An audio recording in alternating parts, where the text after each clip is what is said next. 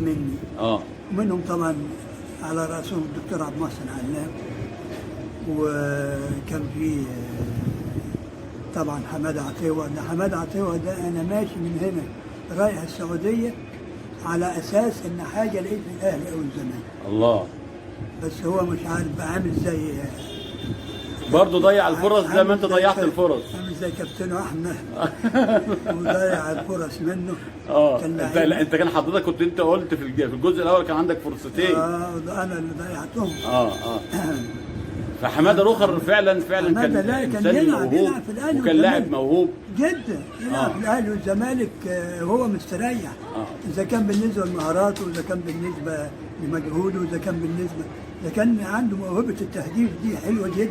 بسم الله ما شاء الله. هو احنا كنا دايما واحنا صغيرين بنتفرج على الفريق ده وفريق 18 ونشوف حماده عطيوه، وكنا بنسمع عنه ان هو هيحترف بقى في الاهلي وهيروح الزمالك وهيروح مش عارف من كتر ما احنا كنا بنشوفوه بالموهبه بتاعته. لا كان في لعيبه جامده جدا. كان في اشرف خفاجه الله يرحمه. طب احنا بصراحه فرصه بقى ان احنا في الجزء الثاني كده عاوزين نتكلم عن كل واحد ياخد حقه. يعني احنا خلينا في حماده عطيوه دلوقتي. حماده عطيوه حماده عطيوه كان مش هقول ابني، اخويا الصغير زي ما اخويا ابنك طبعا. لا زي ما اخويا الكبير كان متبنيني. انا كنت متبني حماده عطيوه. وكان ايه المهارات اللي في حماده عطيوه كانت عاجباك؟ كل حاجه. لو قدامه اثنين لعيبه يقدر يمشي منه، لو بعيد عن الجون وفي حته في الجنب هنا او هنا ممكن يجيب جوان. هو كان مركزه ايه في اللعب؟ كان بيلعب يا اما في خط النص يا اما في الفراوده. وكان بيجيد الاثنين لان هو كان عنده مهارات حلوه. طب حضرتك انت قلت قبل حماده عطيوه كمان ذكرت الدكتور محسن علام. والدكتور محسن علام بعد الجزء الاولاني فانا كنا قاعدين على القهوه فبقول له هو انت كنت بتلعب كوره يا دكتور؟ لقيته انفعل طبعا. انفعل قال لي انت فين يا ابني؟ انت ما تعرفش حاجه على التاريخ يا ابني، مين عرفك؟ قلت له والله انا بسال الكابتن احمد الفوال، لقيته بيقول لي الدكتور محسن كان لاعب كوره. الراجل بصراحه يعني انا شفت في عينه دمعه الفرحه ودمعه الفخر اما حضرتك جبت سيره الدكتور محسن علام. محسن علام كان لعيب شياكه. عارف شياكه يعني ايه؟ الله على الكلمه دي. هو بيلعب في خط الظهر. وهو الليبرو اللي مسؤول عن الدفاع كله. وكان ليه بقى ايه هجمات كده جميله بيوصل بقى من الجون للجون. الله. منتهى الشياكه ومنتهى السهوله. كان برضه بيلعب في فريق 18؟ وكان من الاعمده، هو كان من الاساس من الناس دي. لا انا بقى كده هرجع تاني اقول له يا كابتن محسن علام ما تزعلش مني. لا يزعل منك ولا يزعل مني. لا هو فرحان بحضرتك جدا وبالشهاده اللي انت قلتها. لقيته انا قال لي انت مش مصدق انا كنت لعيب، فاخدتها يعني كهزار يعني. بقول لك لعيب شياكه. فانت قلت كلمه ولقب جميل ان هو كان لعيب شياكه. كان عليه هجمات كده عن جمله ولقب فوق الوصف. مين تاني غير دكتور محسن علام وحماده عطيوه يعني حبيبنا وصديقنا؟ مين تاني حضرتك كنت بتتكلم عنه؟ اللهم صل على النبي عليه الصلاه والسلام. يا مصطفى مش هتيجي ليه؟ لا هتتذكر ان شاء الله. انا عارف ان طبعا الكلام ده من سنين يعني. طب شعبان مبارك كان معاهم برضه؟ شعبان مبارك كان ايوه كان بيلعب في خط الظهر. كان برضه في فريق 18 اللي حضرتك تذكره؟ الله يرحمه ويحسن اليه. تمام الله يرحمه. بيلعب تقريبا باك يمين. مصطفى غريب. مصطفى غريب ده كان يعني بياكل في الارضيه اكتر، في النجيله بياكل فيها. لعيب جامد قوي يتخاف منه. الله. يعني لو واحد اي لعيب هيفكر انه يمشي من مصطفى غريب. كان مهاجم برضه ولا كان مدافع؟ كان مدافع ولعب في الصعيد. لعب في الصعيد بفرقه درجه اولى وكان جميل جدا. الله. وكان مدافع جميل جدا. كان الفرود يخاف منه. ودي ميزه كويسه بالمدافع. طبعا الفرود بيبقى داخل عليا بيبقى خايف مني كمدافع. كان مصطفى غريب كان كده. طبعا. طب ومين تاني برضه عاوزين نتذكر؟ انا بحاول اساعد معاك الاسامي يعني على قد ما انا كنت اتذكر برضه، لانه برضه الله يرحمه في خط النص. مين؟ محمد قمر الله يرحمه. محمد قمر، الكابتن محمد قمر كان في خط النص كان جميل جدا. كان يعني لعيب يقدر يرسم هجمات ويقدر يعمل هجمات كويسه. تمام. و نتذكر برضو الاسامي برضو، نحاول نجمعها مع بعضنا. حسن الاتكاوي كان بيلعب معاك. شوف انا قعدت كل دولت جيلي، وكل دولت واخد بالك انا يعني كنت بتفرج عليهم هم في الكوره اللي هم بيلعبوا. حسن الاتكاوي كان ايه نظامه؟ لا حسن كان لعيب جميل. كان برضه فريق 18 ولا كان فين؟ بس كان ابن ناس يعني طول عمره ما بيحبش يتبهدل. مرة اتكيت عليهم بالتمرين. ايه يعني ما بيحبش يعني؟ طب لا معلش بقى، يعني مش هفوت دي. يعني ايه ما بيحبش يتبهدل في الملعب؟ يعني ما يحبش لا يعمل تمرينات سويدي ولا يعمل حاجه، عاوز ينزل ياخد الكرة ويلعب بيها. يجيب على الجاهز يعني يا ابو علي. فاتكيت عليه في التمرين شويه. طلع يشتم ويقول ده هيموتنا. ده يعني مش عارف. انا طبعا كنت باخد الحاجات دي. ولادك طبعا طبعا. وحسن من الناس الجميله جدا جدا. انا كنت بتك عليهم في التمرين. على اساس ان في الماتشات في الماتشات ده بيظهر. يعني انا فاكر في سنه من السنين لعبنا ماتشين في يومين. ماتشين في يومين؟ ما فيش فرقه بتلعب النهارده وتلعب بكره. جاني فرقه عاوزه تلعب. تمام.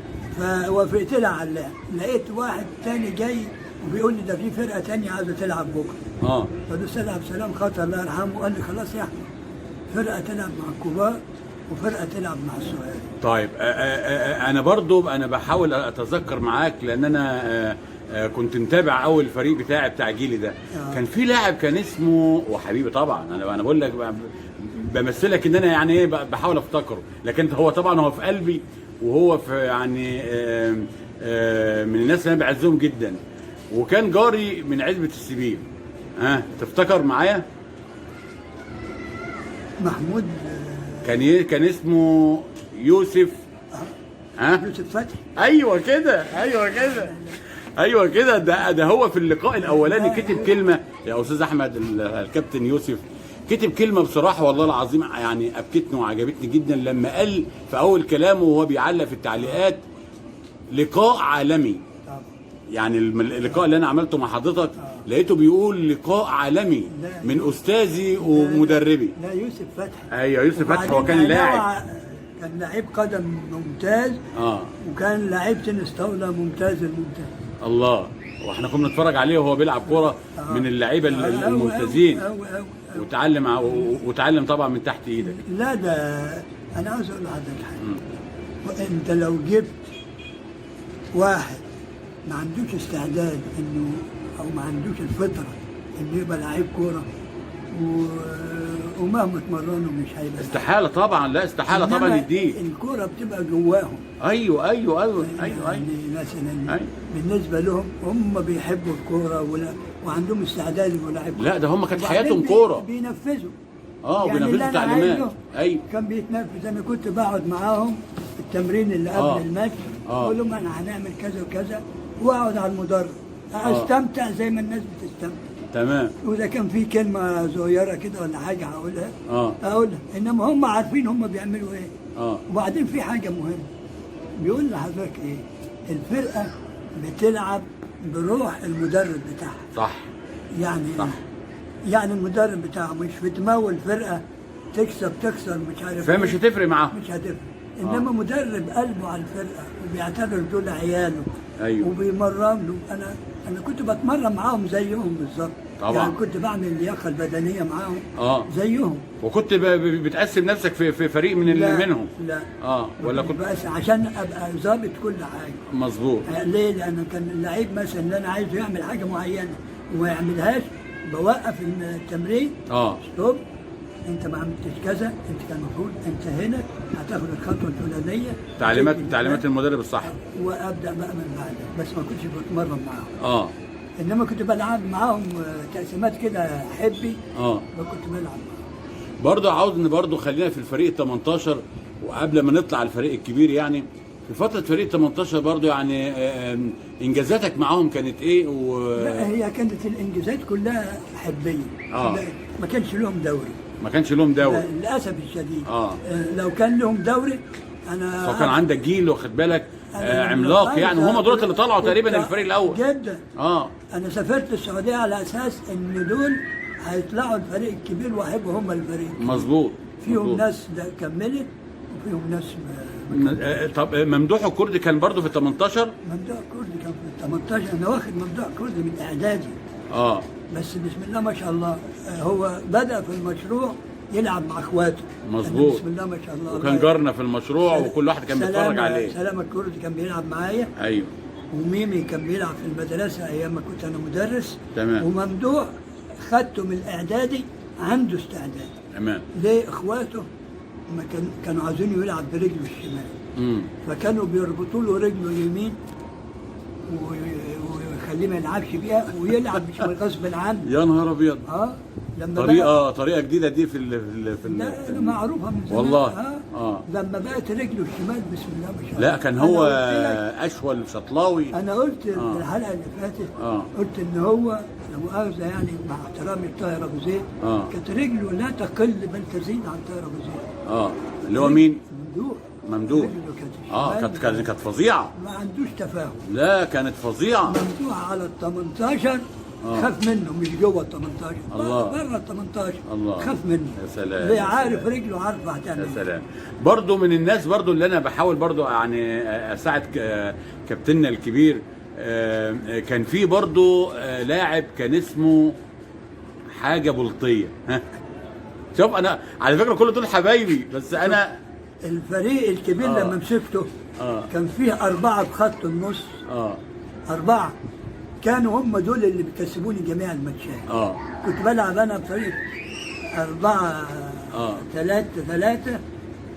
كان هشام بلطيه او خميس بلطيه. خميس بلطيه. لا الاسم الاساسي هشام. معلومه يا اخوتي. والله طب والله العظيم انا عرفت طول عمري بخميس بلطيه. حبيب قلبي الانسان الذوق. خميس بلطيه. مصطفى الاتكاوي. مصطفى انا كنت هاجي لك على فكره على مصطفى الاتكاوي. انا ذاكرهم في ذاكرتي وهحاول يعني اجيبهم واحده واحده. مصطفى الاتكاوي كان لعيب. مصطفى من زميل العزيز. كان لعيب راسي طبعا. احمد اخوه كان بيلعب معايا. طبعا الكابتن احمد لعيب فرود جامد قوي. خلينا في مصطفى. لا بس مصطفى كان خط نص. خميس بلطيه.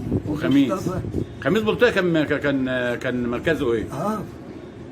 ولعبته في سنه من السنين في ماتش. لعبته سنتر هاف او ليبرو على اساس الفرقه اللي قدامي كانت ضعيفه.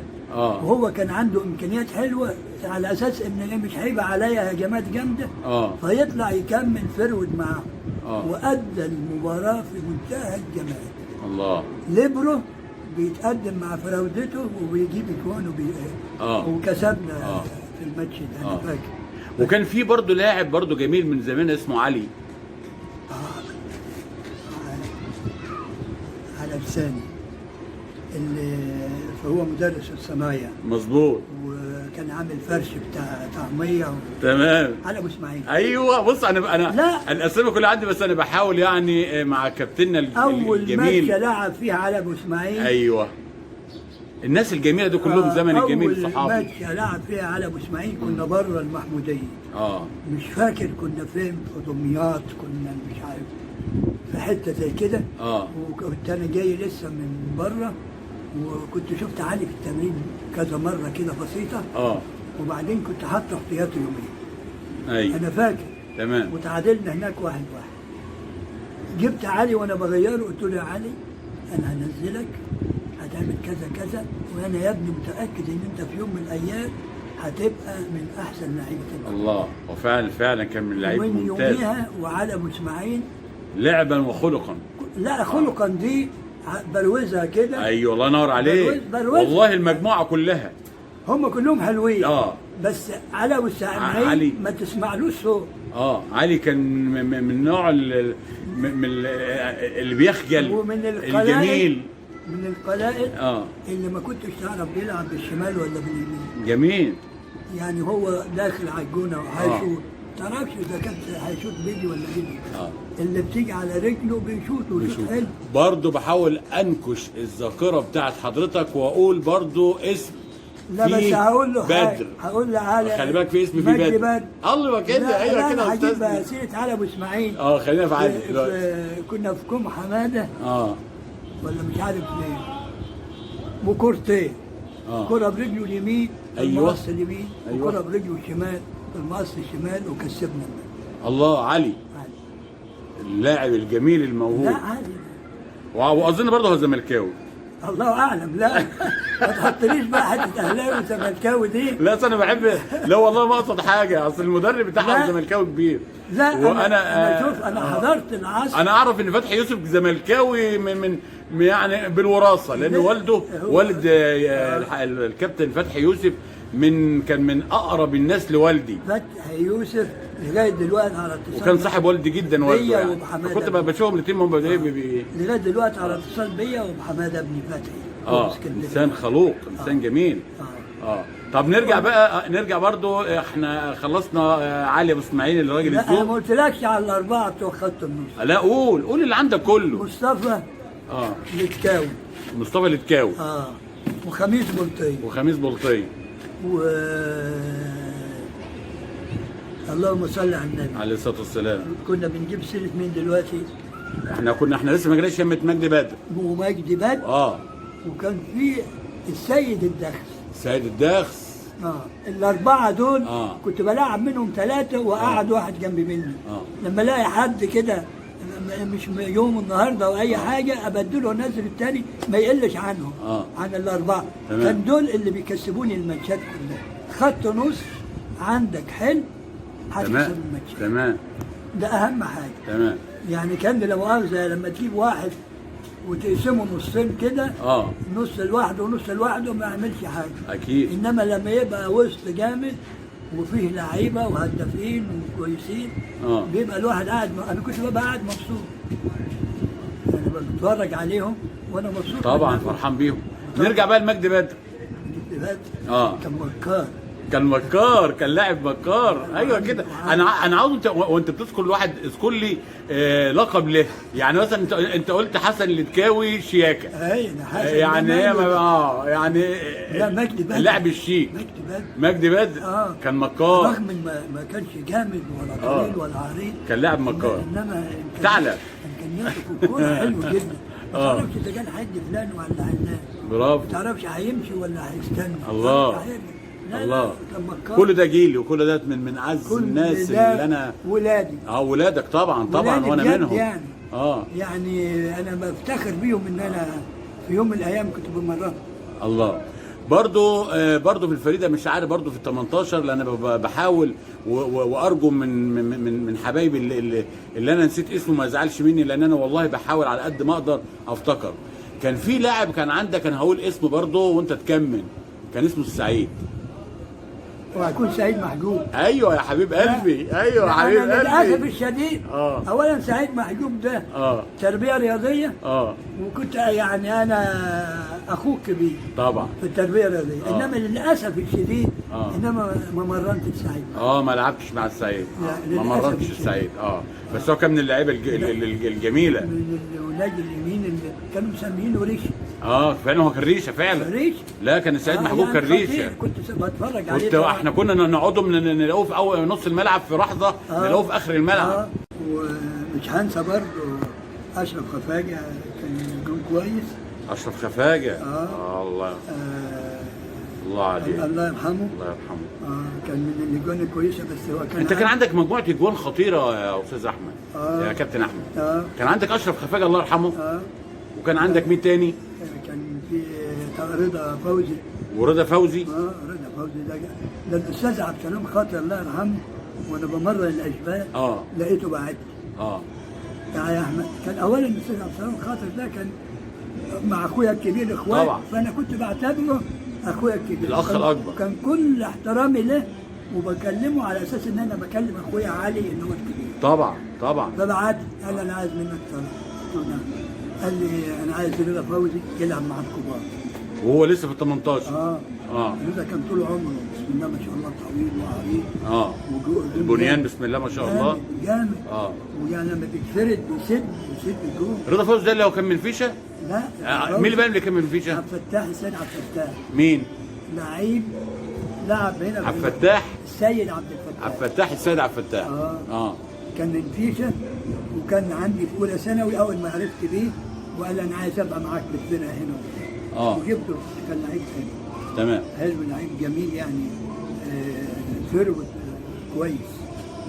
يعني من ضمن الناس كويس. والجون الثاني تقريبا انت قلت لي بعد اشرف. بعد اشرف كان في رضا زي ما قلت لحضرتك. والاستاذ عبد السلام طلبوا انه يلعب مع الكبار. تمام. وانا ولعب مع الكبار فعلا. هو لسه مع الستات. والشرقاوي. احمد الشرقاوي لعب معايا مده، كان جون جميل. واخوه ايهاب لعب.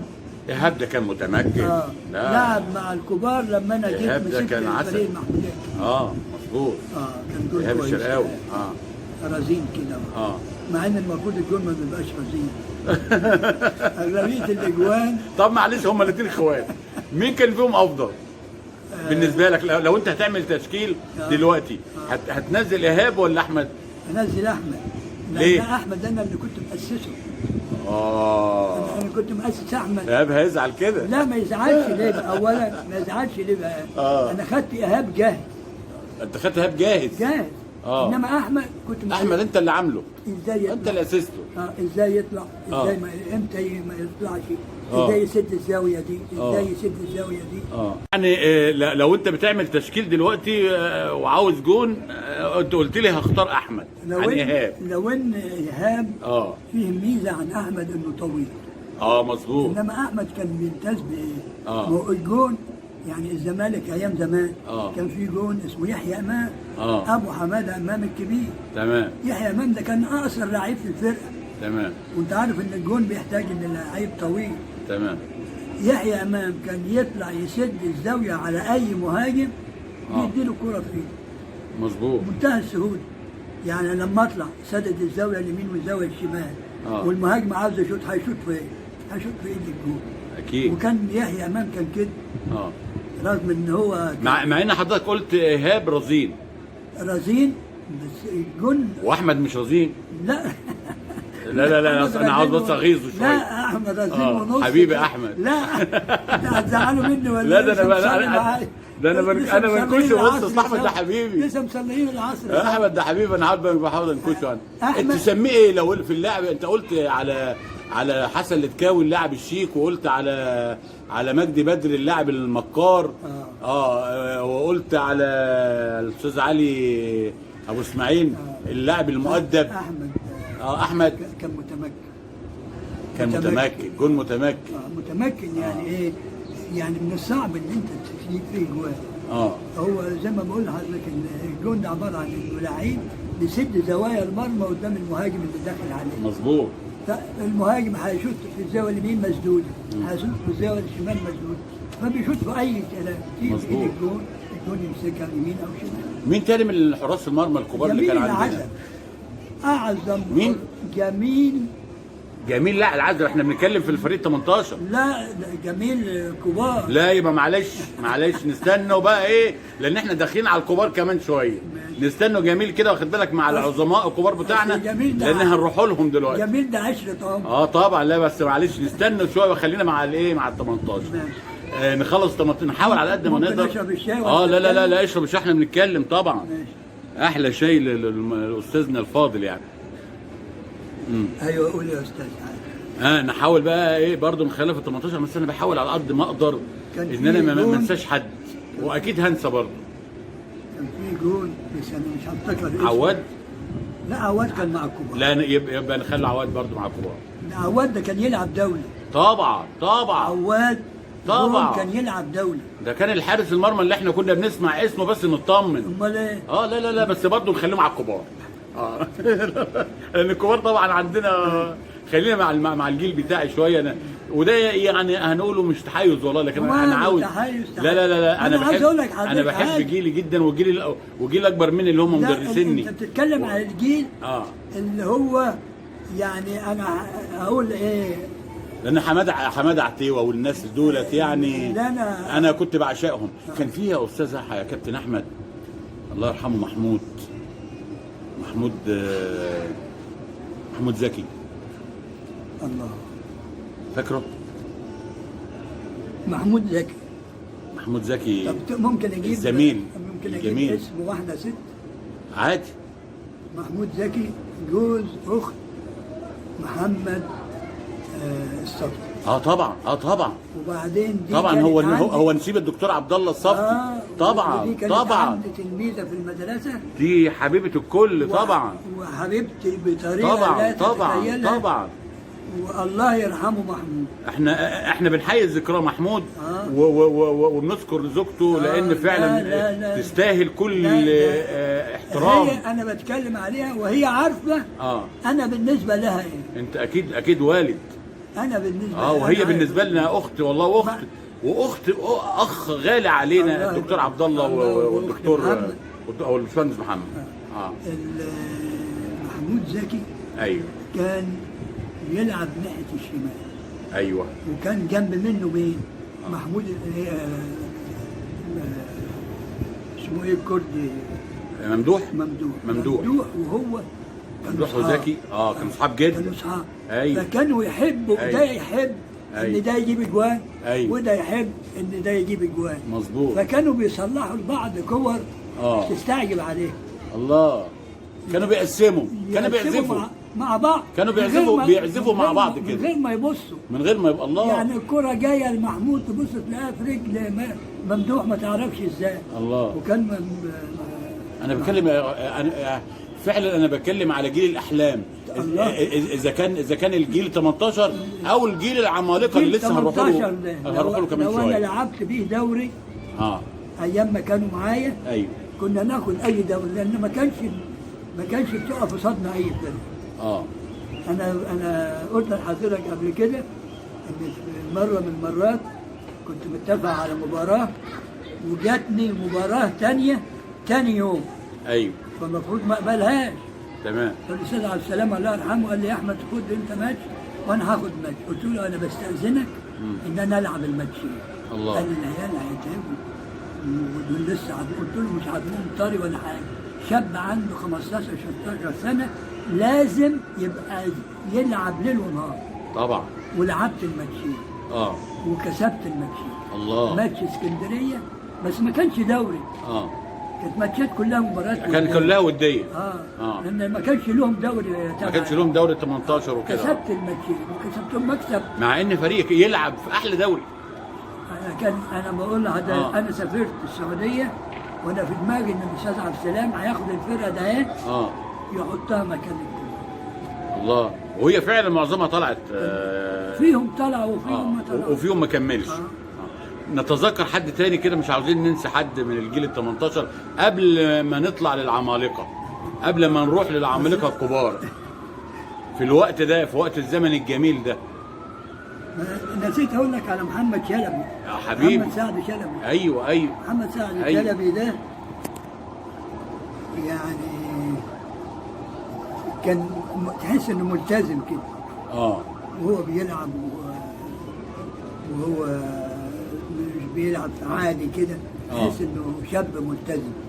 وكان انا حاسس ان هو كان يعني ان انا كنت بالنسبه له يعني اخ كبير طبعا. على اساس ان الاستاذ سعد شلبي كان بالنسبه ليا كان بالنسبه ليا حاجه كبيره. الله. يعني لما اشوفه من بعيد الله على الحب. الله الحب النقي. قلبي من جوه بيفرح لما كنت اشوفه. انا عاوز اسمع الجيل دلوقتي، الجيل بتاع الايام دي، الناس دي كانت بتحب بعضها ازاي؟ الناس دي كانت بتحترم بعضها ازاي؟ الناس دي كانت عاشقه بعضها ازاي؟ استاذ سعد الله يرحمه لا درسني ولا لا مؤاخذه كنت قريب منه في السن ولا اي حاجه، انما لما كنت بشوفه كنت بتبسط. طبعا. كاني قابلت مثلا حبيب غالي عليا حاجه مهمه، الله. حاجه محترمه. ايوه كنت بحبه جدا استاذ سعد. فمحمد كان واخد الحته دي منه على اساس ان انا علاقتي بوالده كويسه وفي سنه احترام، وعلاوه على ذلك كان لعيب كويس وتد. اكيد طبعا وتد اكيد طبعا. يعني باك يمين ما فيش حد يقدر يعمل معاه حاجه. انا اخاف دلوقتي اطلع لفريق العمالقه اكون ناسي حد من الفريق ال 18 اللي هم انا بعتبرهم دفعتي وسني، معظمهم كلهم نفس الجيل بتاعي. انا بقى كنت في الثقافه بقى واخد دور مشوار الفن وبتاع وكلام من ده، وهم كانوا واخدين كلهم مشوار الرياضه الجميله، وكنا دايما نشجع بعض اذا كنا احنا هنعمل حاجه في قصر الثقافه مسرح ولا حاجه. كان كل الفرق دي كانت كلها بتبقى موجوده عندنا في المسرح، كلها حسن الاتكاوي وحماده والناس اللي انا بذكرهم، والسعيد وعلي ومجدي بدر وكل اللي انا بقوله ده كله. وهم اياميها كانوا طلبه وطبعا مظبوط. فاي حد نسيناه في فريق 18 يعني حاول كده، حاول معايا يا استاذ احمد حسن. عشان انا لما روحت المره اللي فاتت طبعا عندي اقتراح وبقوله برضو واحنا بنسجل على الهوا، نعمل ريست ونشرب الشاي ونحاول نفتكر كده مين اللي كان معانا في ال 18 قبل ما نطلع للعمالقه الكبار.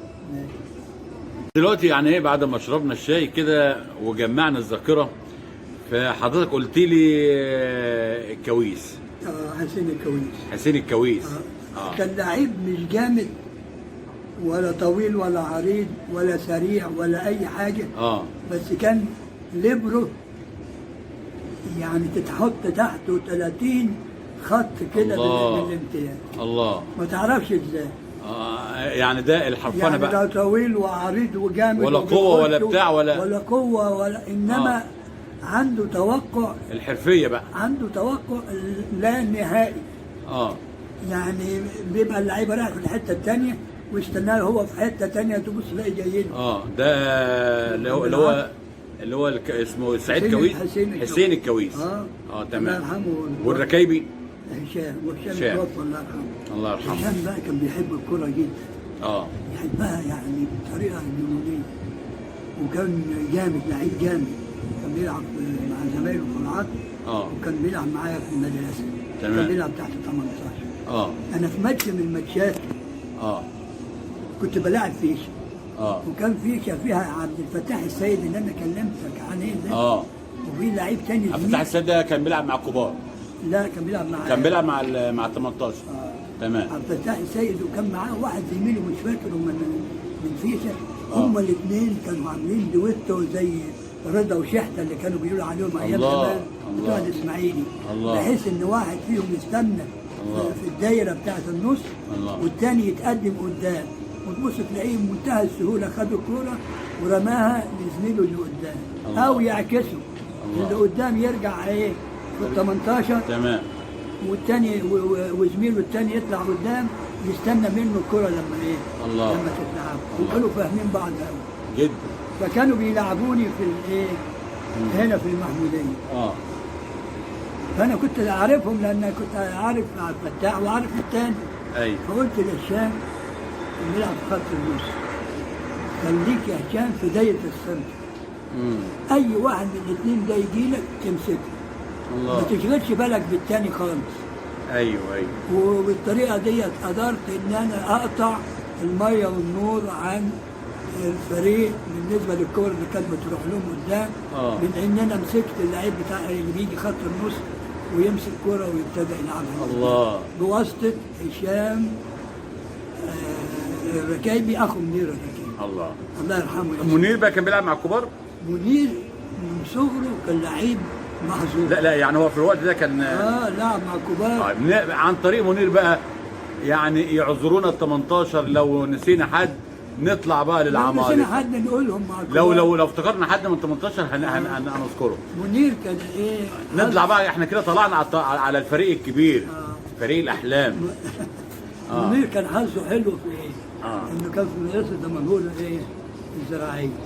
وكانت مدرسه دمنهور الزراعيه فيها واحد بيموت في حاجه اسمها الكوره. فكان عامل فرقه كوره في زراعه دمنهور، فرقه جامده جدا. ومن حسن حظ منير انه كان هناك اياميها ودخل في فرقه الكوره. فبدا الكوره على مستوى يعني نقوله متقدم يمكن عن المحموديه شويه. طبعا. وبعدين لما خلص جه لعب في المحموديه مع زمايله هنا، وكان مدير، كان لعيب يلعب. نبتدي بقى نحاول واحده واحده كده نتكلم على العمالقه الكبار، ونبتدي طبعا بالبيبو، بكابتن الجميل والحريف الجميل الكابتن سامي العزب. سامي؟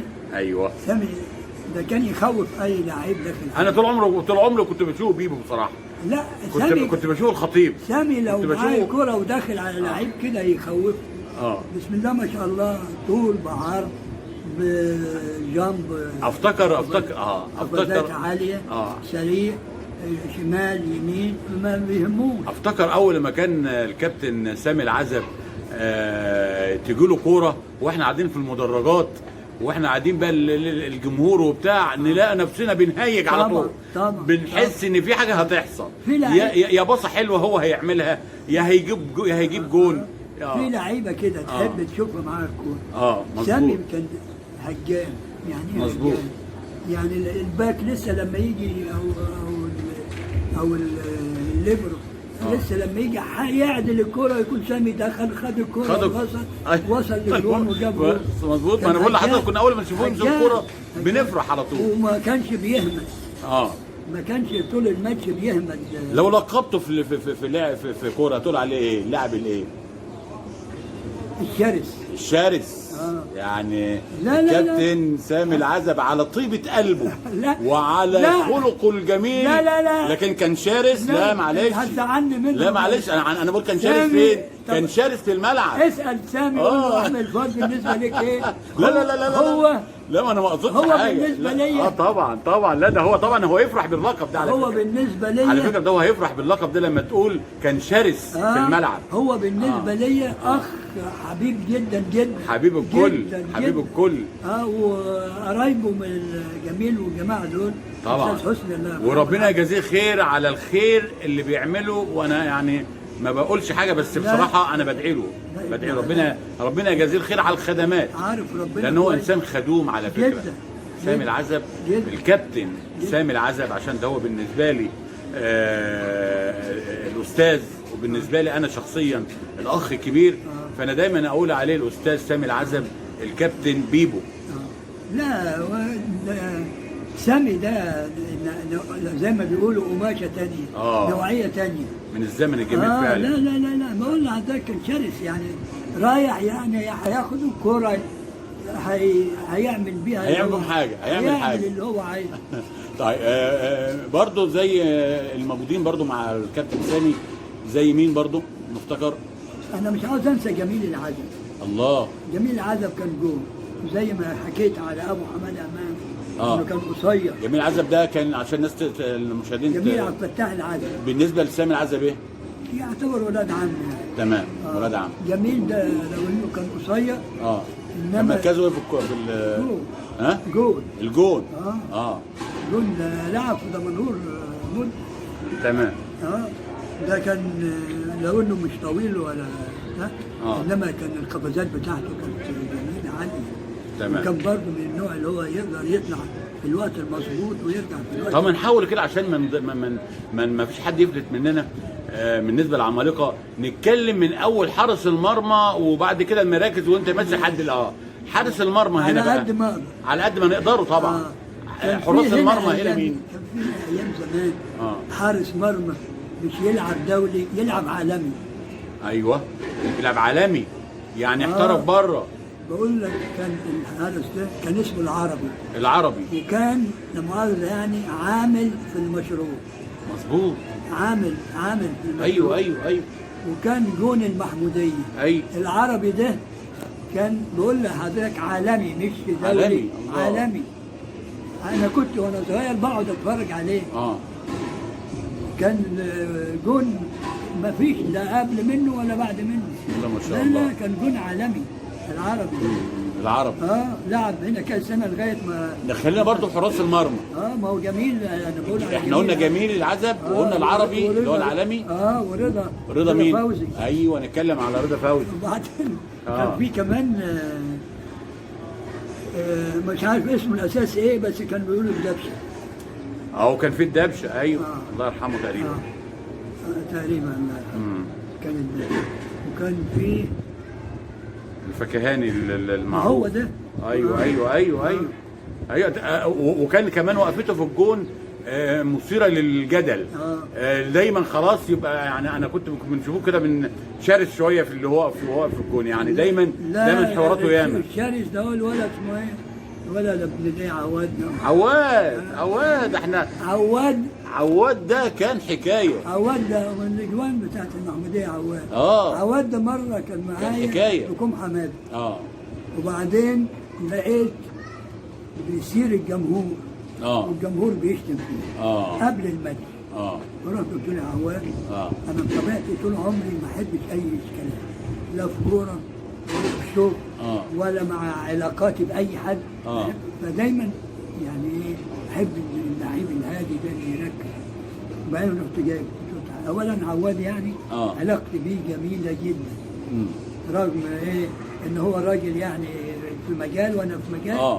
لكن طبعا انت كنت علاقتك كانت مع الكل زي العسل. مهمه جدا، حته مهمه طبعا. انا صاحب خلانه الاثنين بتوع فوق. كان ليه خالين، واحد اسمه محمد واحد اسمه احمد. كانوا الاثنين اخواتي. وهو لما انا جيت هنا عرف منهم بقى العلاقه اللي ايه اللي بيني وبينه. تمام. فعواد كنا مش عارف في كوم حماده ولا فين. وكنت انا ماسك الفرقه.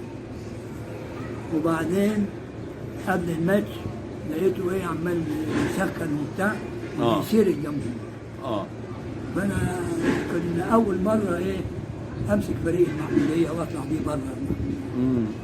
فندهت له كنت بنت يا عواد انا ما بحبش الاشكالات، انت ليه سخن تسخينك عادي؟ قال لي يا كابتن احمد انا ما احبش العب الا لما الجمهور يشتم فيا ويعمل لي ده. ساعتها خد يعني من الاجوان اللي لازم الاول تنكشه واخد بالك علشان بقى ايه بقى يطلع اللي عنده كله. وفعلا والله في لعيبه كده. في لعيبه كده هو اللي قال لي بيسانه زي بتوع المصارعه. واخد بالك علشان يدخل ويضرب ويفوز ويجيب لازم تنكشه الاول وتتحداه. وهو اللي قال لي انا ما احبش العب لما الجمهور يشتم يبقى هنا حارس المرمى الايه؟ المشاكس. انا ممكن نقول عليه مشاكس مثلا، كان مشاكس زي ما قلنا على الكابتن سامي العزب. شرس في قلب الكوره وفي قلب الملعب، نقول عليه المشاكس. لو انا عايز اجيب له اسم. لا انت اللي تجيب. لا الاسم يطلع منك انت مش مني انا. هتطلع في ساعتها. واللي يوميها الماتش اللي انا كلمت حضرتك عنه اللي علي ابو اسماعيل جاب فيه جونين. جون برجله يمين وجون برجله شمال، ده الماتش اللي انا بقول لحضرتك عليه. هو الماتش ده اللي بتتكلم عليه ساعه ما كان عامل فيه مشاكل مع الجمهور. طب برضه ما زلنا في حراس المرمى الكبار. ميمي الكردي. ميمي كان حلو ميمي. ده كان بقى الجون بقى الايه الطياره. ميمي كان عنده جامب يعني. ايوه كان الجامب بتاعه بسم الله ما شاء الله. خطير جدا. نلاقوه طاير يمين ونازل بالكوره. بس ايه كان دايما يستعجل ان الماتشات تنتهي. طول ما هو واقف يسال فاضل قد ايه على الماتش؟ فاضل قد ايه؟ ليه؟ كان بيبقى قلقان عاوز الماتش يخلص. طب افرض كان مغلوب ولا حاجه، طب يستعجل ليه؟ ولا كان بيهمه عاوز الماتش. عاوز السفاره يا ابني انت يقول انا ببقى قلقان. طبعا ما كانوا. ربنا يشفيه، ربنا يديله الصحه يا رب. ربنا يديله الصحه برضه. طب احنا عنده جنب عالي قوي. كان الجنب بتاعه عالي جدا ومظبوط. كان بيخش بطولات الوثب العالي. ايوه. انا شفته مره ما اعرفش كان في حد من الفرقه الكبار جابوا جون تقريبا الكابتن سامي ولا مين، ولقيته ميمي ناطط فوق العارضه وقعد فوق العارضه من فوق. قوي زي ما كان شوبير بيعمل كده. لا ده قبل شوبير ما بيعملها. قبل ما شوبير كان يعملها، كان بيطلع فوق ويسقف بقى ويهيج الجمهور معاه. احنا في الاجوان دلوقتي. احنا لسه في الاجوان. في من حراس المرمى في حد تاني نسيب من حراس المرمى؟ لا تقريبا. طيب ندخل بقى على الدفاع. كان في 2 الاستاذ مصطفى صالح عايش لغايه دلوقتي، ايوه وكان ضابط في الجيش. تمام. مصطفى صالح. ده كان باك شمال. كان باك شمال. العربي عبد الجليل. هو اسمه السيد عبد الجليل. وشهرته العربي. مظبوط. ده كان ابو زميل. الدكتور زميل ليا في الشغل في الكهرباء. ابو الدكتور أيوة. مختار أيوة. عبد الجليل. ايوه العربي عبد الجليل. الاثنين دول كنت مسميهم يكن والدالي. مين يكن ومين الدالي؟ ايوه. اثنين كانوا باكين في منتخب مصر. وكانوا باكين في نادي الزمالك. كانوا الاثنين يكن. ابو هشام يكن اللي لعب وانتوا شفتوه. تمام. ابو هشام يكن اللي لعب في الزمالك وانتوا شفتوه. انما يكن الاولاني الكبير الاب ده كان باك يمين. وكان في الثاني الباك الشمال الدالي. مسك رئيس نادي الزمالك في يوم من الايام. مظبوط. كان مصطفى مصطفى صالح والعربي عبد الجليل عاملين زي يكن والدالي. ممتازين في التغطيه خصوصا على بعض. تمام. يعني رغم ان واحد بيلعب يمين وواحد بيلعب شمال كانوا الاثنين فاهمين بعض قوي ولعبوا مع بعض في الصنايع ولعبوا مع بعض في فريق المحمود. الله. وانا لعبت معاهم. الله. مين طبعا اكيد كان لهم احتياطي عشان برضه نفضل برضه في الدفاع. كفايه ان انا بفتكر الاساس. لا والله العظيم. لا احنا بنحاول نعصر الذكريات. احنا بنحاول نعصر الذكريات عشان الحاجات دي بتتوثق وعلى قد ما نقدر بنعصرها. لو في احتياطي ليهم او حد بيلعب تاني في مركزهم قبل ما نخش على خط الوسط للفريق الكبير. لو افتكرت هقول لك. طيب ندخل بقى على خط الوسط. كان احمد فواد هاف شمال. ايوه. ومحمد عبد الفضيل حندشه باك يمين. واحنا الاثنين كنت انت وحندشه. كان ايام زمان بيلعبوا 4-2-4. تمام. كان محمد زكي في السنتر. محمد زكي استاذي العملاق. استاذي الله يرحمه. كان يخش في اللعيب جامد قوي ويفضل واقف جنب منه كده. وباصص له يعني ايه عاوز تتكلم انا معاك. لا كان بسم الله كان البلدوزر. ده يتقال عليه كذا حاجه. يتقال عليه البلدوزر. استاذنا. كنا بنلعبوا اثنين في خط النص. انا وحمديش. وكنا يعني متفاهمين مع بعض. رغم ان انا ما كنتش بلعب برجلي الشمال كتير انما كنت بلعب بهاف شمال. الله. طب في حد كان معاكم برضه في خط النص عايزين نذكره؟ كان حسن الخياط. مين؟ انا انسى حسن الخياط. حسن الخياط. ايوه. اللي كان مهندس خط النص قبل مني. الله. صفوة الخياط. اللي كان قبل مني كان بيلعب في خط النص وكان قصير. بس راجل لا تقول لي علاء ميهوب ولا تقول لي عالم دي. بسم الله ما شاء كان الله. رجله بثلاثة علاء ميهوب. بسم الله ما شاء الله. صفوة الخياط. وكان معاه اخوه الدكتور صالح. صالح. كان دكتور وكان لاعب في الاتحاد شويتين. كانوا الاثنين في خط النص. الله عليك. مزيكا بتشتغل. الله عليك. والله مزيكا بتشتغل. طبعا. وكان نسيت اقول لك على واحد كمان كان بيلعب سنتر هاف. او اللي هو الليبرو يعني. ايوه. الاستاذ عبد المنعم شلبي اللي هو ابو اشرف شلبي اللي هو صاحب الدكان القماش اللي هنا ده. الاستاذ عبد المنعم شلبي. مش عبد المنعم شلبي ابو رامي. لا ده كان في السله. لا. الاستاذ عبد المنعم شلبي كنت تحطه في اي مكان يلعب. الله. ناقصين ليبرو يلعب. ناقصين وينج يمين يلعب. كان بيلعب في كل المراكز وبجديه وبالتزام. يعني راجل جد وملتزم. الله. وبعدين الفراوده كان صلاح عيد السنوسي دي كان في المشروع. ايوه كان في طاهر السنوسي ده اصغر حاجه. ده كان في 18. انا بقول السنه ده ده مع كان انا بقول على صلاح السنوسي. صلاح. كابتن صلاح السنوسي اخبث لعيب كوره شفته. يبقى نقول على اللعيب الخبيث. كان يعرفك كابتن انه ماشي الكباتن كده. اللي هو اللي بيسمي. لا ده من غير كوره، كان يعرفك انه ماشي كده وتلاقي في حته ثانيه خالص. بيفكرنا بمختار بتاع الاهلي. لا لا مؤاخذه يعني. في لعيبه كانت في المحموديه تتفوق على اللعيبه تانية. طبعا كل العمليه خطوره والله. الظروف هي اللي الظروف والحظ وكلام من ده وعدم القاء عليهم الاضواء. فما كانوا بقوا افضل من الكبار. كان فرود، كان جميل، وكان معاه عبد المنعم هارون. عبد المنعم هارون، ايوه حبيبي. كان نفاس. كان سريع جدا. يمين جميل جدا. ايوه. الشمال هجيبه هو بقى ربنا يسهل.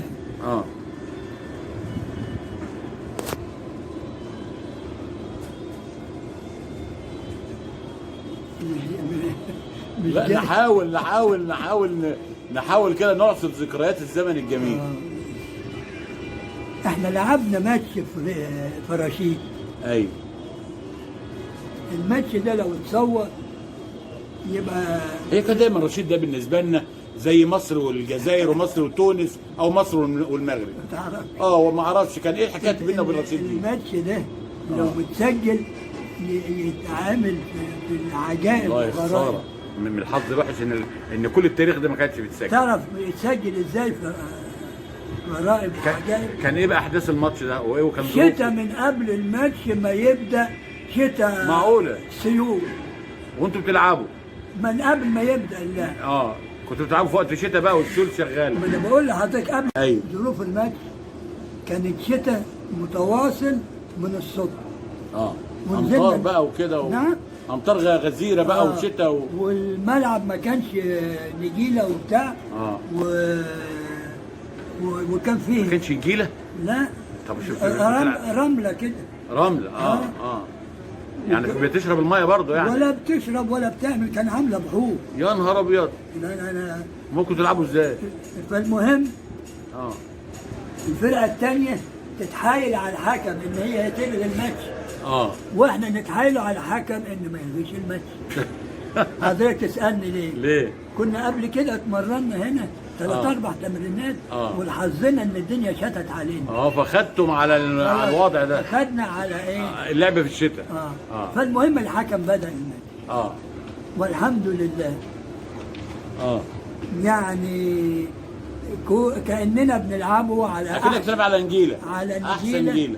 ويوميها التقسيم شغال والرفع كسبناهم 4 يا باشا. 4-0 هناك في وسط الجو ده. انا قلت لك اتكو ولا رشيد؟ قلت رشيد. لا اتكو. نرجع لاتكو معلش. صلحها بقى. لا ما هي الناس معلش يعني هتعذرنا، ده احنا بنتكلم في 40-50 سنه. لا ازيد يمكن. في اتكو كنا في اتكو صحيح مش رشيد. وطول الماتش العيال ما تنهي حكم الماتش واحنا نقول لا ما تنهيش احنا كسبانين. احنا كسبانين هم خايفين بقى الاربعه ابو 5 و6. لا وهم فعلا كانوا استنوا. والحكم قبلها بربع ساعه. فاكر مين اللي احرز الاهداف؟ يعني لا مش فاكر. الذاكره مش جايبه. يمكن محمد. طيب اللي بيسمعنا، انا مش عاوز انسى لعيب. اللي بيسمعنا يقول لنا مين اللي حرز الاهداف من الناس اللي حضرت. وانا متاكد ان كان سامي العزم كان موجود. لا كان قبليه. كنت انا بلعب. بتلعب. مظبوط. طيب انا فاكر يمكن محمد رزة. محمد فهمي رزة ده كانوا لو لقى طوب الارض كده في السكه يرقصوا. اكلمك جد. كان في باك شمال ماسك محمد رزة، ومحمد رزة وينج يمين. الباك الشمال ده تعدي الايام والسنين ويقابلني في ايده. قال لي يا كابتن احمد انت تعرف واحد اسمه محمد رزة؟ قلت له ده اخويا وحبيبي بلعب. قال لي ده خلى الشرطه بتاعت قطع من الزحمه على يقومني وينيمني في الماتش لما بهدلني. هو الولد ذات نفسه اللي اعترف على نفسه. قال لي ده وينج يمين خطير. عمري ما شفت ما لعبت على واحد زيه. لعيب. وكان حبيب محمود الزين. اللي كان والده هنا في المركز. ايوه انا مش عارف. اخو فكري الزين. فكري الزين ده فكري الزين كان معانا في الكهرباء. محمود اخوه. مظبوط. وكان محمود ومحمد رزة، لو شفت اي واحد فيهم تلاقي التاني جنب منه. الله. كانوا الاثنين توأم. ايوه. ولغايه دلوقتي العلم، بس محمد رزة في اسكندريه ربنا يشفيه. تمام. ندخل بقى برضه، احنا لسه ما زلنا في فريق الاحلام، فريق كبير في الوينج اليمين بقى والوينج الشمال بقى الوينج اليمين عمان مهروب. الشمال ولعب مكانه شويه ايام. بس ما لعبش كتير. دخل الجيش اياميها محمد صالح اللبان اللي كان مسك شويه ايام مركز الشباب كسكرتير وحاجه في مركز الشباب. تمام. كان قصير انما خبيث وقار. قصير انما سريع جدا. سريع جدا. مهاراته حلوه. لعب شويه ايام ناحيه اليمين. تمام. الشمال بقى انا. طب ما احنا كان معانا برضو محمد جعفر. لا محمد جعفر ما لعبش معايا. محمد جعفر ده تلميذي. تلميذي. محمد جعفر عاوز اتكلم عنه. الله يرحمه. يعني كان من اللعيبه اللعيب الوحيد اللي كان بيخوف الباكات هو. ازاي؟ مفيش كرة رايحة في السنتر هاف او للباك الا يروح ياخدها. مظبوط. ما كانش حد يعرف يعمل معاه حاجة. فعلا. انا في ماتش من الماتشات مش فاكر كنا بنلعب فين. قلت له يا جعفر، طبعا كان بيلعب راس حرب، قلت له انت ما ترجعش ومالكش دعوه بينا في الرجوع. انت خليك قدام مع السنتر هاف بتاعه. تمام. ولو ان انا عارف انه هيعمل ايه مع السنتر هاف.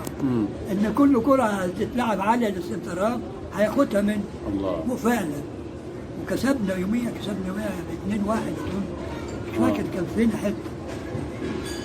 لا محمد جعفر كان من اللعيبه. مش عارف برتيم ولا فين. كل كرة عالية رايحة للسنتر هاف ولا للباك يطلع جعفر يلعبها بدماغه لنفسه. هو كان راسه ده كأنها رجله. لو رجليه الاثنين. والله كأنها رجله. دايما معظم الاهداف كان بيحرزها بدماغه. كنت بحبه صراحة. الله يرحمه. لأن أنا تنبأته زي ما قلت لك الحلقة اللي فاتت. قلت لك أنا جبته وهو صغير في أولى إعدادي. هو اللهم صل على النبي عليه الصلاة والسلام. هو وابراهيم ابو سالم. ونبيل جاد. نبيل عطا. جبتهم هم الثلاثه. نبيل عطا. قلت له كان من الناس الحريفه. قلت له انت هتجيب لي لعيبه كويسه. ودخلت الجيش. قعدت 6 سنين. طلعت لقيتهم بيلعبوا. برضه مش عاوزين ننسى نبيل جاد. الفاكهة بتاعة المحمودية، الدم الخفيف والإنسان الجميل الخدوم. نبيل جاد أنا لو عملنا عليه حلقة مش يعني لا ولا حلقات. الملح نبيل. معلش أنا عاوز أفتكر حاجة لنبيل جاد الله يرحمه، ودايما يعني أو عاوز أوثقها والله. يعني أنا نبيل جاد كان معاكم في الفريق الكبير ولعيب، وكان معانا في الثقافه وممثل كوميدي. ممثل كوميدي من الطراز الاول. انا لسه بقول لحضرتك. في يوم كنت انا عنده في البيت بعمل له اريال. كنت انا بشتغل في بقى الهوائيات والاريال والكلام من، فعملت له في البيت اريال. تمام. وكان اريال يدوي وكده يعني. تاني يوم كان عندنا عرض في الثقافه ولجنه. فهو انا داخل عشان اقول الدور بتاعي، لا تقول لي الاريال مش جايب رساله. ضيع الكلام من دماغي وما بقتش عارف اقول ايه. لا كان بيحب يضحك. نبيل جاد كان بيحب يضحك. لا كان بيحب يضحك يعني. كان ليه مواقف مع الكل يعني.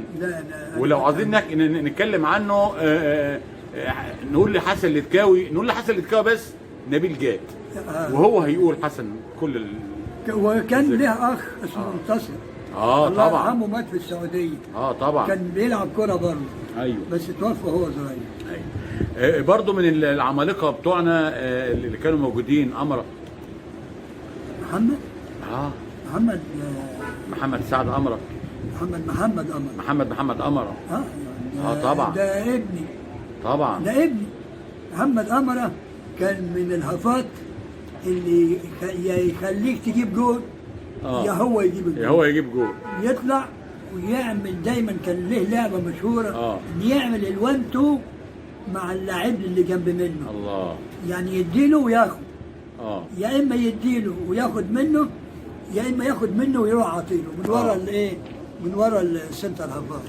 وكان بيجيب الجوان بالطريقه دي رغم كان بيلعب كان قصير انما كان لعيب جامد. وبرضه اتذكر استاذي ورئيسي في الشغل الله يرحمه، وكان رئيس المحطه بتاعنا كان اسمه امين الجوهري.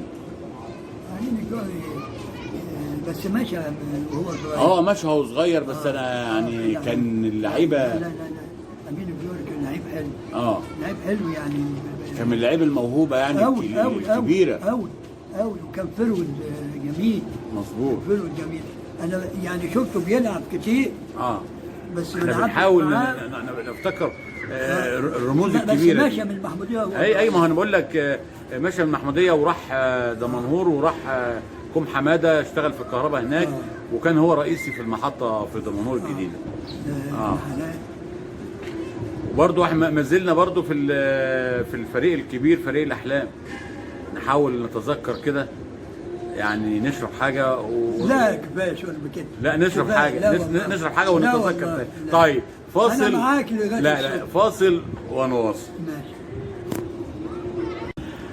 وما زلنا طبعا مع فريق الاحلام. احنا لو كنا نسينا حد فيعذرنا، لان احنا بنحاول انا والكابتن كابتن الكباتن نسترجع بعض الاسامي، وعلى قد ما قدرنا بنقوله، فعذرا لمن لم يذكر اسمه. يعني في مركز شباب كان فيه ناس ورا نجاح الفريق الاول وفريق الكوره وكل الالعاب.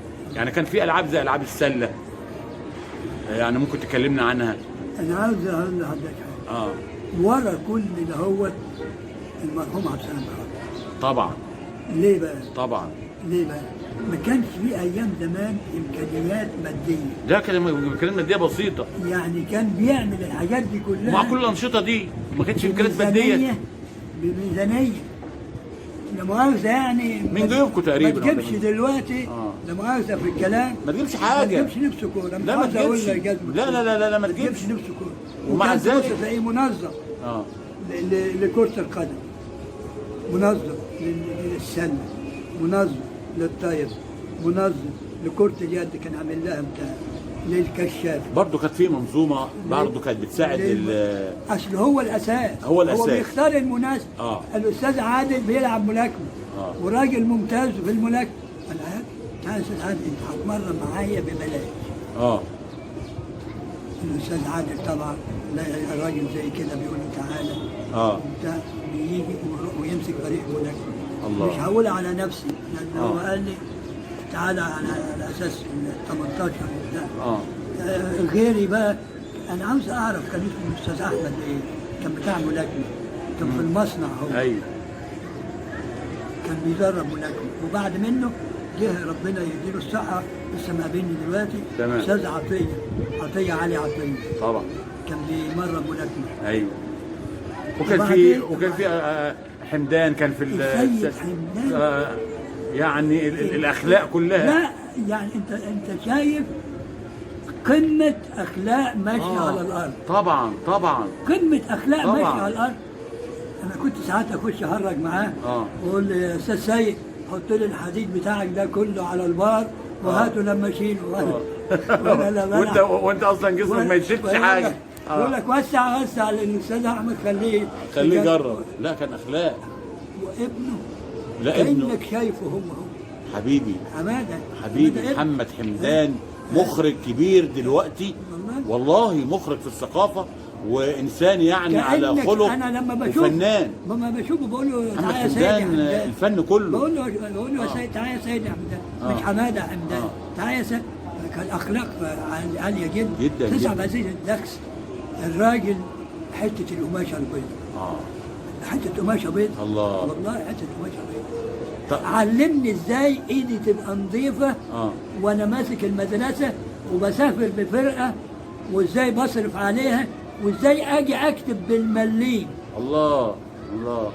انا الحمد لله عشت في التربيه والتعليم سنين وياه. الحمد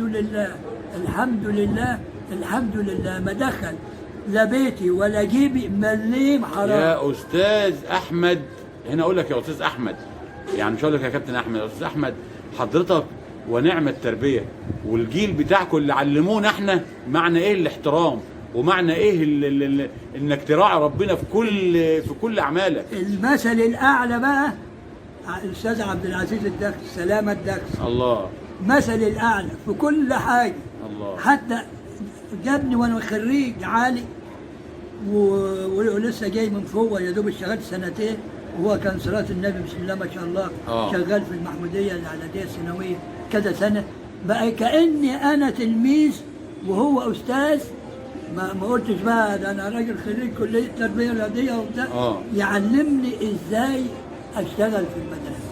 الله. ازاي اسجل. الله. ازاي احضر درس. الله. ازاي اتعامل مع الطلبه.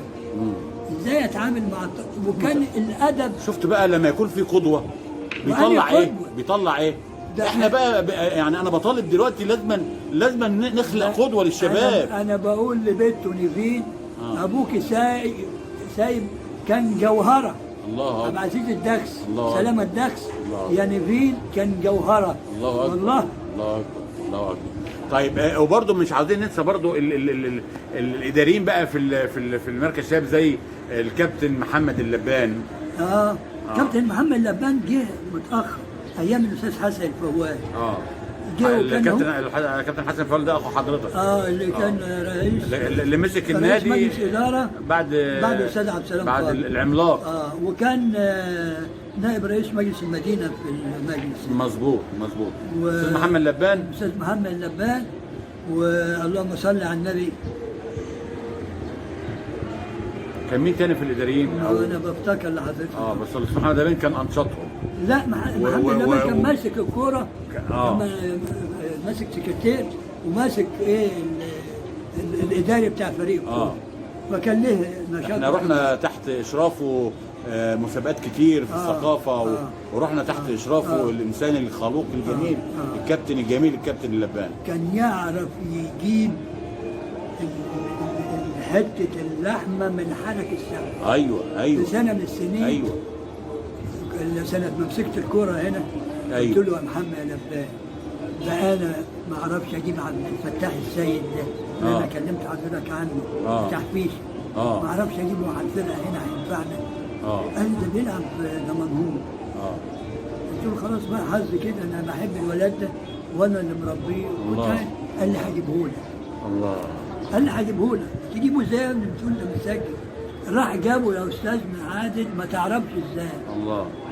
راح في النادي هناك مش عارف عامل معاهم وايه وعامل بتاع. قال لي انا جبت وسجلت عبد الفتاح السيد. الله.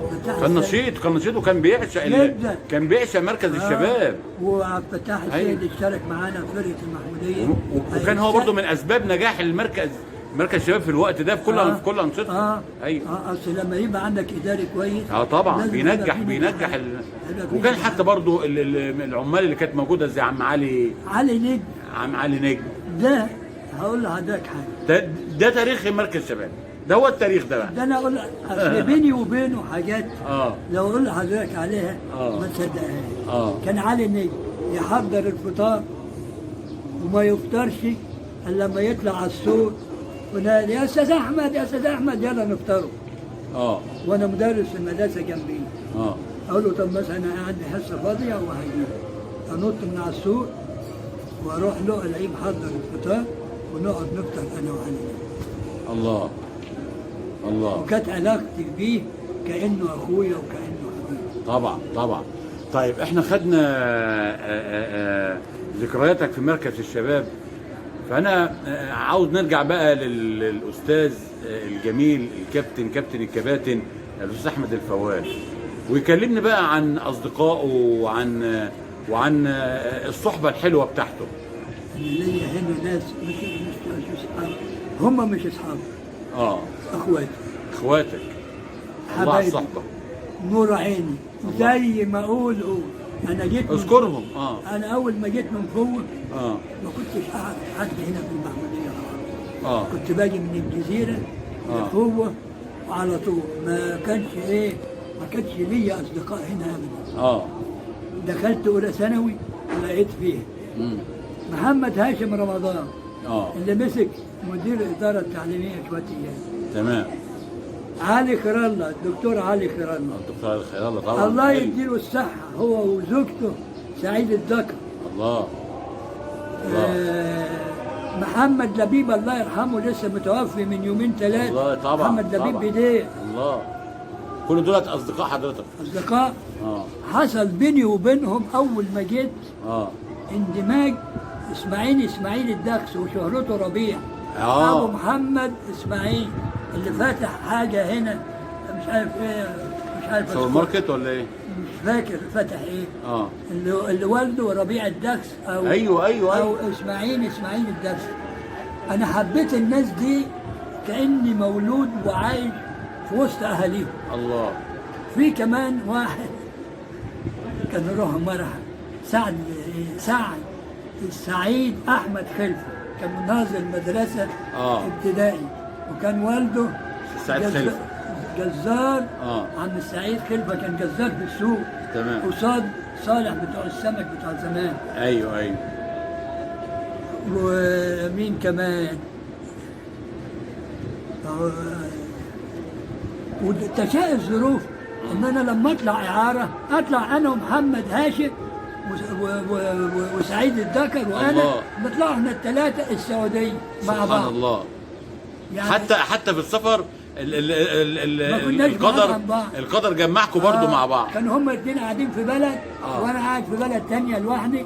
وكان دايما يا اما انا اروح لهم يا اما هم يجوني. انما العلاقه لغايه ما مات محمد هاشم والدكتور علي خير الله. والسعيد موجود اهو، الاستاذ سعيد ذكر ربنا يديله الصحه ويشفي زوجته. امين يا رب. العلاقه يعني يمكن الاخوات بيزعلوا من بعض، انا عمري في حياتي ما زعلت من واحد منهم. وما انساش كمان الاخ علي سيف. علي سيف ده لغايه دلوقتي علاقتي بيه ممتازه جدا. مش مركزه. اصل دول سنه كام يا استاذ؟ دول سنه 56. 56 احسبها بقى. ياه. ولسه فاكرهم ولسه لا ولسه واخد بالك يعني انا لغايه دلوقتي في قلبك لسه. انا وسعيد الذكر متقابلين اهو. اول امبارح اخين بيقابلوا بعض. طبعا. والله يرحمه محمد هاشم والدكتور علي خير الله ما كناش بنسيب بعض، يا اما انا معاهم هنا يا اما هم معايا في الجزيره يا اما كنت قاعد هناك. الله. ما كناش بنسيب بعض ابدا. والحظ كويس ان انا رحت معاهم الاثنين الاعاره، سعيد ومحمد هاشم. الله. طيب طبعا احنا كده مش هننسى واخد بالك برضو بقى نتكلم عن اسره الكابتن الجميل احمد الفوال. الحمد لله.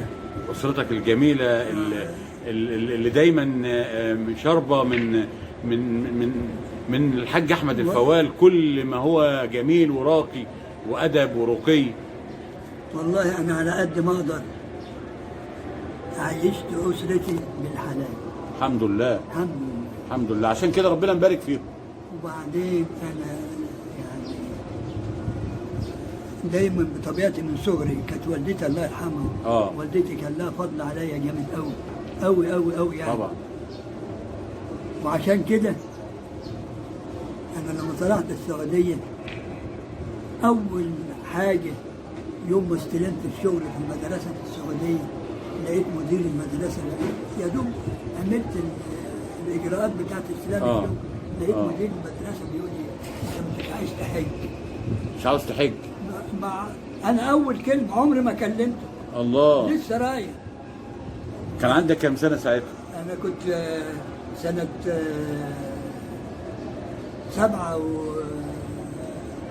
78.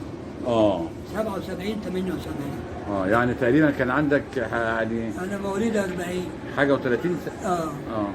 رحت بستلم الشغل في المدرسه لقيت مدير المدرسه بيقول لي انت مش عايز تحج. انت مش عايز احج.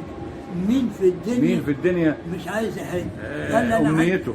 قال لي انا عندي هنا استاذ هو وزوجته واولاده ولد وبنت، هو فلسطيني وزوجته مصريه. وعنده عربيه بيجو وعاوز ياخد اسره تحج ايه معاه، بحيث ان هي ايه ادفع يعني تكاليف السفر. وهو يبقى ايه جاب تكاليف سفره من الحج معاه. قلت له انا ايه مستعد. قال لي معاك اسرتك؟ قلت له معايا ولد وبنت، ما كانش لسه البنت الاخرانيه دي. فانا قلت له طب انا دلوقتي انا عايز اعمل حاجه لوالدي ووالدتي. انا هم بصراحه انا كنت بحبهم جدا. طبعا طبعا. خاصه والدتي. والدي الراجل الله يرحمه مشغول بالتجاره بطريقه، وكان عنده 12 عيل. طبعا. مين ولا مين؟ 2 ماتوا وكان فاضل ال10. ومشغول له شغله وله تجارته. بعدين كانت تجاره كبيره. جمله. يعني بيسافر اسكندريه يقعد يومين 3، يسافر مصر يقعد يومين 3، يسافر مش عارف فكان مشغول جامد يعني. فكانت الوالده هي اللي دايما الوالده هي اللي دايما متلاصقه معاه. مدير عام الاداره. طبعا الحكومه بقى. الحكومه كلها. بيت عيله لما تخش من الباب. الله على امهات زمان. الله على امهات زمان. الله استاذنا.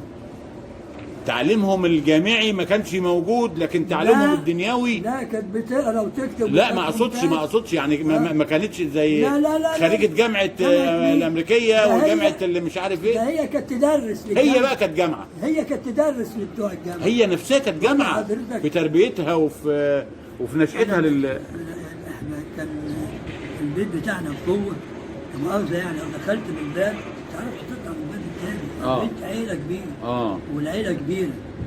والدكان بتاع التجاره بتاع والدي كان فيه عمال مثلا من 5 6 عمال.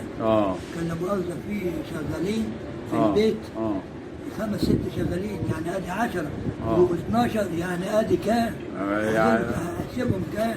عدد يعني 22 واحد. واحده بقى هي اللي بتديرهم. بتدير لهم كلهم. واداره صح 100.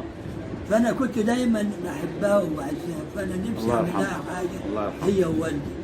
فبقول لمدير المدرسه طب انا عايز احج لوالدي او لوالدتي. فقال لي انت لازم انت تحج الاول. الله. خدت بال سيادتك؟ ده الكلام ده في اول يوم رحت المدرسه. المهم كانت الظروف مساعداني وحجيت حج لنفسي، وتاني سنه حجيت لوالدي، وثالث سنه حجيت لوالدتي عشان اكافئهم على اللي عملوه معايا. الله. وجه لهم كلمه.